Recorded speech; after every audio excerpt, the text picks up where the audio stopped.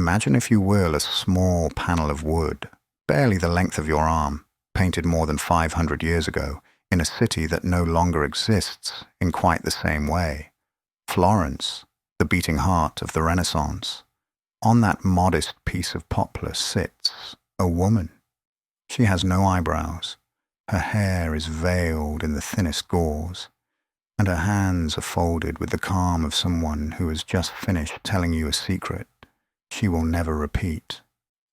Her smile is the quietest revolution in the history of art. This is the Mona Lisa, and for the next 12 minutes or so we are going to walk around her as if she were a sculpture in the round, turning her this way and that, letting the light catch different facets of her mystery. Leonardo da Vinci began the portrait sometime around 1503. He was 51, already famous for paintings most of us have only heard about in school. The Virgin of the Rocks, The Last Supper, sketches of flying machines that look like dragons dreamed by mathematicians. Yet he carried this one picture in his luggage for the rest of his life. From Florence to Milan, from Milan to the French court, tinkering, adding glazes so thin they are measured in breaths rather than brushstrokes.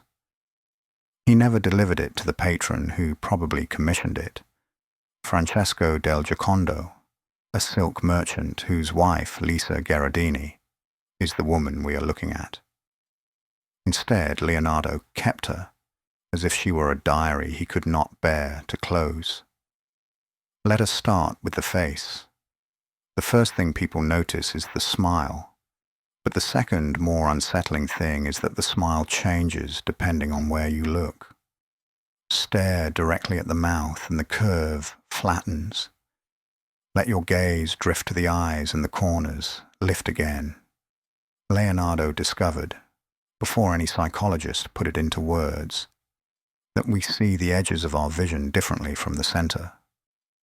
He painted the mouth with softer edges, lower contrast, so that in peripheral vision the shadows deepen and the smile appears.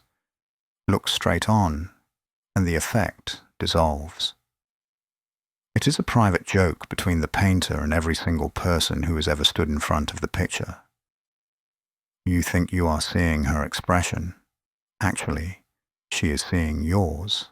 The background helps the trick. Behind her, a winding road slips away to the left, a river to the right, and mountains that rise like the slow inhale of the earth. The horizon on our left sits higher than the horizon on our right, tilting the whole landscape the way a ship lists in calm water. Your eye is nudged, almost imperceptibly, toward her face.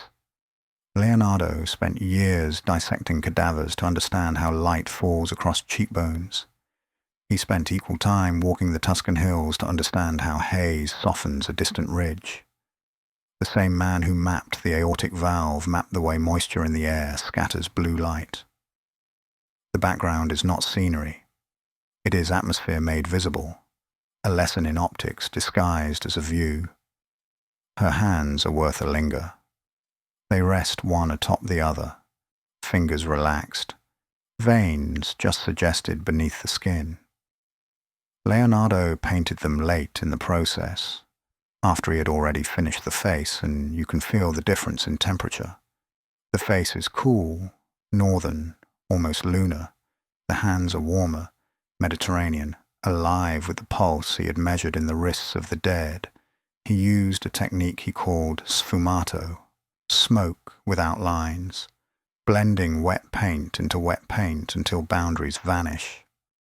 Touch the panel today, if the guards would ever let you, and your finger would slide across the surface like a skater on ice. There is no ridge to tell you where sleeve ends and flesh begins.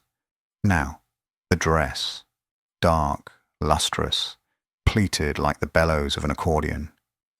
The fabric catches light in tiny folds, each one a separate decision made with a brush. The width of an eyelash X-rays show that underneath the present costume lies another, brighter garment.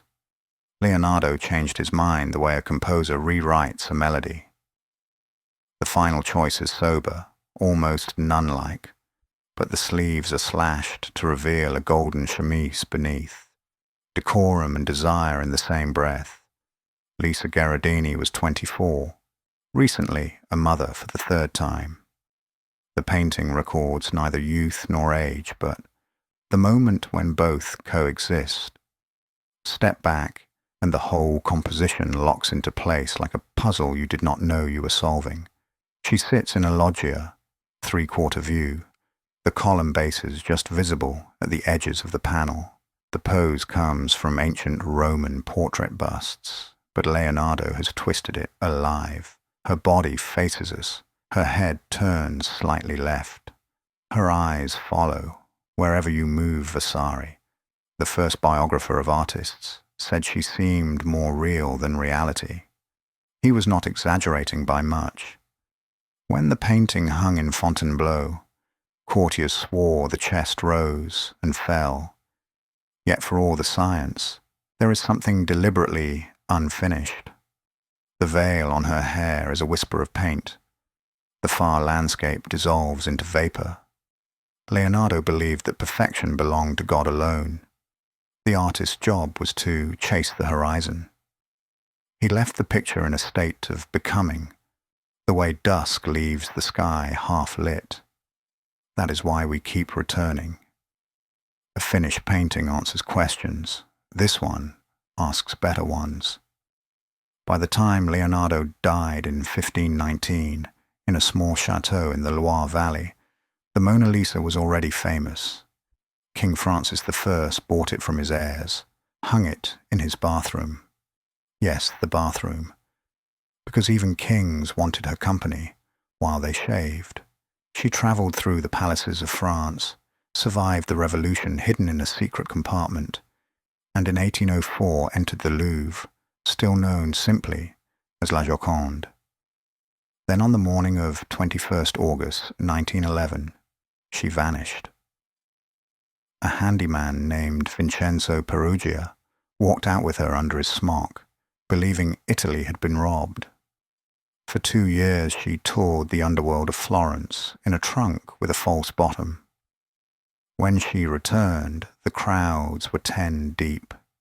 Absence, it turns out, is the best publicity today. She lives behind bulletproof glass, air-conditioned to within a degree, lit by fiber optics that mimic Tuscan noon. 2 million people file past her every year, most for less than 15 seconds. Phones rise like periscopes. No one looks with their own eyes. Leonardo would have understood the irony. He built the smile for one viewer at a time, the way a storyteller leans across a campfire. The crowd turns her into a postcard. Solitude restores her to a person. So what is she?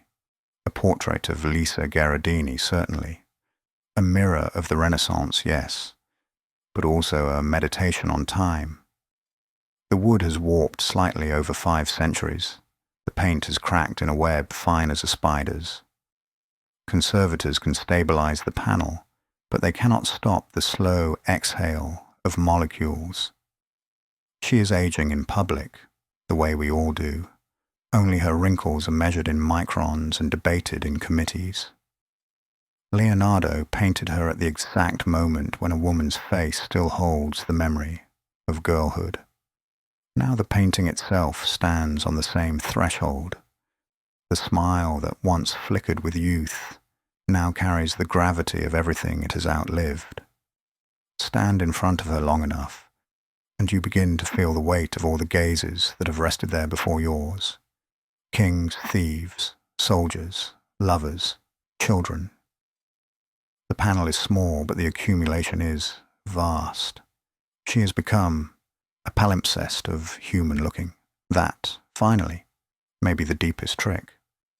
Leonardo painted a woman, and we finished the portrait with our own longing.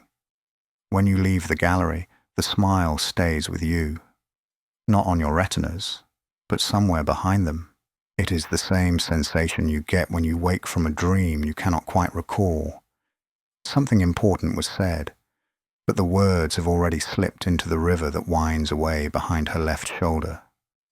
Walk out into the Paris daylight, and the city feels momentarily porous, as if every face on the metro might be about to tell you the same secret.